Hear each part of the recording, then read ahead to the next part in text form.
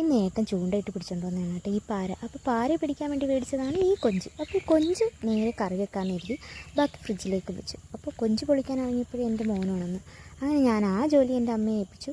പിന്നെ കുറച്ച് മസാലയൊക്കെ വറുത്ത് പൊടിക്കാനുണ്ടായിരുന്നു, അതും അമ്മ അങ്ങ് ചെയ്തു തന്നു.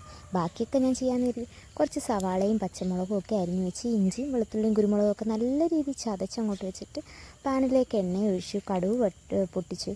പിന്നെ അതിൻ്റെ ഇടയിൽ കൂടെ മസാല അമ്മ തന്നെയാണ് കേട്ടോ പൊടിച്ചെടുക്കുന്നത്.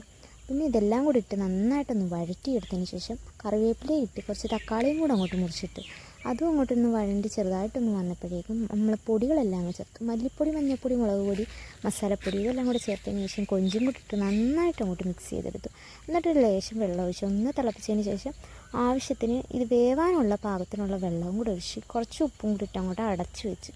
അപ്പോൾ നമുക്ക് കുറച്ച് കറി കൂടുതൽ വേണം, ആളുകൾ കൂടുതലുള്ളതുകൊണ്ട് കറി വെച്ചിട്ട് തോന്നിയും വേണം. അങ്ങനെ കുറച്ച് നല്ല കറിയൊക്കെ കൊണ്ട് റെഡി ആയിട്ട് വന്നപ്പോഴത്തേക്ക് കുറച്ച് ഗോതമ്പ് ദോശ ഉണ്ടാക്കാൻ നോക്കി.